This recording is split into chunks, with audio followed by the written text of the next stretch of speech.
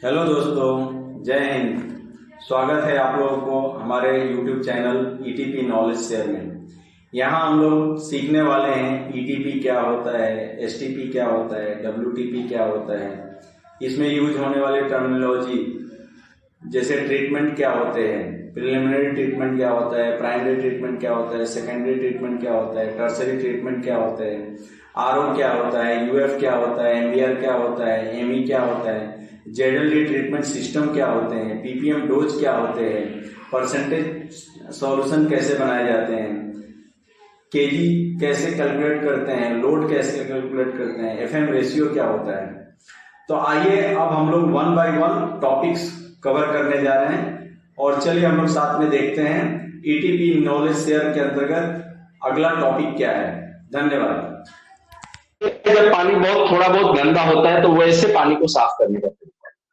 लेकिन जहां पे केमिकल्स मिक्स वाले पानी आते हैं, ईटीपी का पानी आता है, ठीक है, जो प्लांट से जो पानी निकलते हैं, वैसे पानी को ट्रीट करने के लिए हमें अलग अलग ट्रीटमेंट सिस्टम लगाने पड़ते हैं, ठीक है। तो उसमें क्या आता है, एक सिस्टम आता है ईटीपी, जिसको कहते हैं इफ्लुएंट ट्रीटमेंट प्लांट, ठीक है।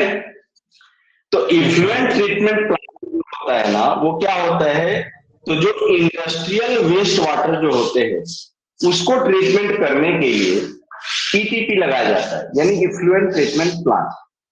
लेकिन वही अगर डोमेस्टिक, जो हम घरों में जो पानी यूज करते हैं और वहां से जो वेस्ट वाटर बनता है, हमारे बाथरूम से, लेटरिन से, या तो किचन से, या तो जहां से भी वो पानी घर से निकला हो, म्युनिसिपल से जहां से भी पानी निकल के आया हो, अगर वैसे पानी को हम ट्रीटमेंट करते हैं तो उसको हम बोलते हैं सीवेज ट्रीटमेंट प्लांट्स, यानी एसटीपी, ठीक है। यस तो इस तरह सिस्टम होते हैं। तो हम लोग थोड़ा सा देख ले कि हम जो टॉपिक है वो टॉपिक में क्या क्या पढ़ने वाले। तो पहला आप देख रहे हैं क्या, इंट्रोडक्शन ऑफ ईटीपी, ठीक है। सर। तो बेसिक समझ गए? हाँ बोलिए। हेलो, आपका वीडियो शेयर नहीं हो रहा है सर। नहीं वीडियो या कुछ दिख रहा है आपको स्क्रीन पे? कुछ नहीं शो रहा है? नहीं, कुछ भी शो नहीं हो रहा है सर। ओके, एक मिनट फिर से लेता हूं मैं।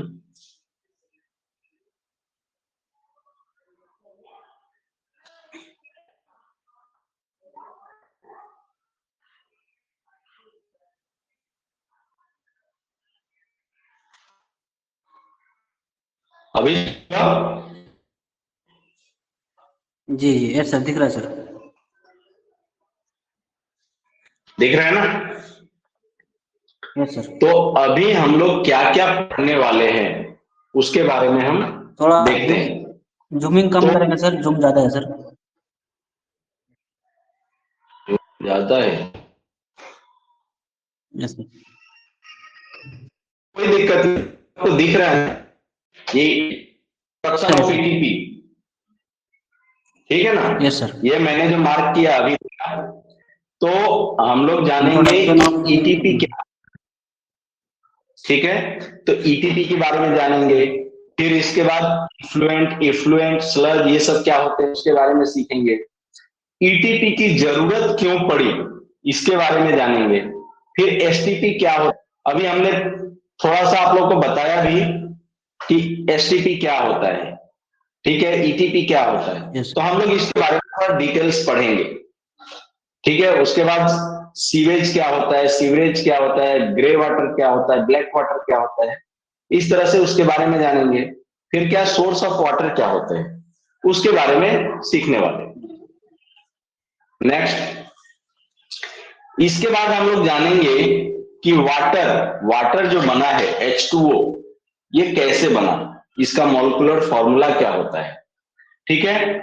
वाटर की हिस्ट्री क्या है, स्ट्रक्चर, वाटर कैसे, जैसे दो हाइड्रोजन और एक ऑक्सीजन का परमाणु मिलके वाटर बनता है, तो इसके फॉर्मेशन के बारे में, इसके प्रॉपर्टीज के बारे में, ठीक है ना।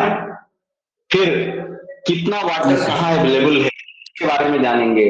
टाइप्स ऑफ वाटर, मान लीजिए वाटर क्या है, अगर सिंपल पानी है तो क्या हार्ड वाटर है, सॉफ्ट वाटर है, या वो पानी कैसा है, हम उसकी कैटेगरी डिफाइन करेंगे। ठीक है, हार्ड वाटर क्या होता है, सॉफ्ट वाटर क्या होता है, डिफरेंस हार्ड वाटर और सॉफ्ट वाटर में।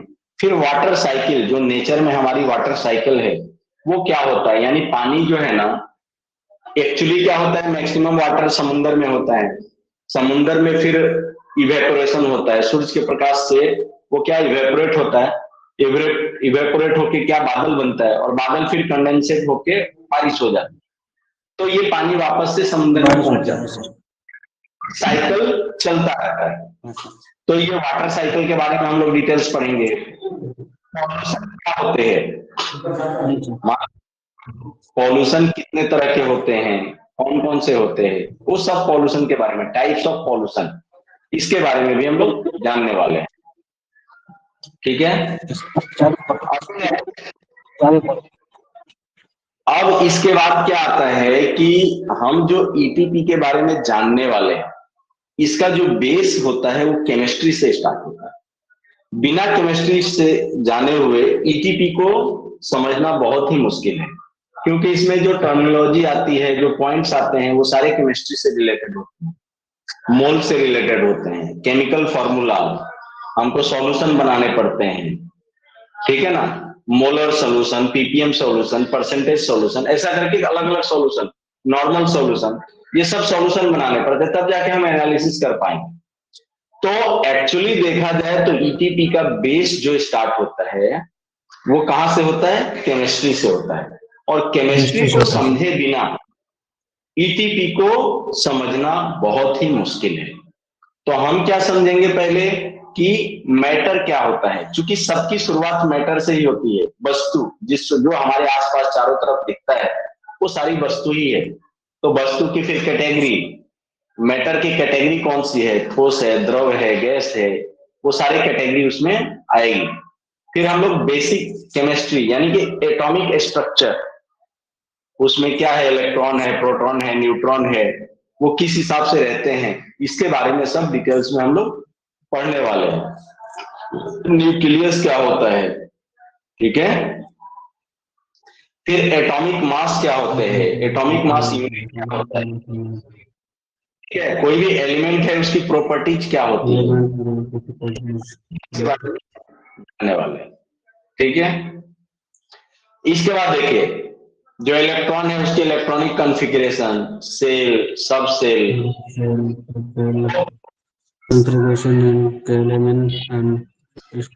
ठीक है। मंडी आप बोलिए मत, ठीक है ना, आपका आवाज गूंज रहा है, ओके, खाली सुनिए, जहां पे मैं पूछूं तब बोलना है, ठीक है। Okay sir. अभी यहाँ क्या है, रूल्स ऑफ इलेक्ट्रॉनिक कॉन्फ़िगरेशन, ये जो 2n² फॉर्मूला है वो कहाँ यूज होता है, पीरियोडिक टेबल क्या है, जो है ना, दो तरह की पीरियोडिक टेबल है, एक मेंडलीफ की पीरियोडिक टेबल है और एक मॉडर्न पीरियोडिक टेबल है। तो दोनों के पीरियोडिक टेबल में क्या डिफरेंस है उसके बारे में, फिर मैटर की प्रॉपर्टीज क्या है, किस आधार पे उसको पीरियोडिक टेबल में रखा गया है, वो सारी चीजों के बारे में हम लोग जानने वाले, ठीक है। वैलेंस क्या है, वैलेंस क्या है, ये सब हम पूरा डिटेल्स में समझेंगे। नेक्स्ट आता है कि केमिकल बॉन्डिंग, केमिकल आपस में कैसे बॉन्ड बनाते हैं, ठीक है, उसके बारे में जानेंगे। टाइप्स ऑफ बॉन्डिंग, जैसे आप जानते हैं ना कि एक इलेक्ट्रॉनिक बॉन्ड होता है, कोवैलेंट बॉन्ड होता है, तो इस तरह से सब अलग अलग बॉन्ड होते हैं। तो वो आयनिक बॉन्ड कैसे बना, कोवैलेंट बॉन्ड कैसे बना, फिर एटॉमिसिटी क्या होता है, इन सब चीजों के बारे में हम डिटेल्स में पढ़ने वाले हैं। नेक्स्ट, अब देखिए कोई भी रिएक्शन कैसे होगा, कब होगा, जैसे सिंपल समझें तो जब लड़का या लड़की शादी के लायक हो जाता है तो हम क्या, अगर लड़की है तो लड़का ढूंढने चलते हैं, लड़का है तो लड़की, यानी अक्सर देखा गया है कि लड़की वाले ही लड़के वाले के यहाँ जाते हैं। तो अपने कंडीशन, मान लीजिए उसकी हैसियत, उसके सारे नेचर, उसकी फैमिलियर बैकग्राउंड, लड़की का बैकग्राउंड जिस हिसाब से होगा उसी हिसाब का वो लड़का ढूंढने जाएगा। ठीक है, अगर गरीब घर का है तो वो एक ही बार करोड़पति के यहाँ शादी करने नहीं जाएगा, वो अपने बराबर वाले के पास ही जाएगा। तो ये हुआ पॉसिबिलिटी ऑफ रिएक्शन, यानी रिएक्शन की क्या पॉसिबिलिटी है। फिर क्या करते हैं कि उसके दोनों के कुंडली मिलाए जाते हैं। अब कुंडली मिल रही है कि ना, जब कुंडली मिलेगी तभी समझे रिएक्शन पॉसिबल होगा। तो उस तरीके से वो क्या कंडीशन होंगे कि एक दूसरे से वो रिएक्ट करेंगे, तो वो चीजों के बारे में हम जानने वाले हैं।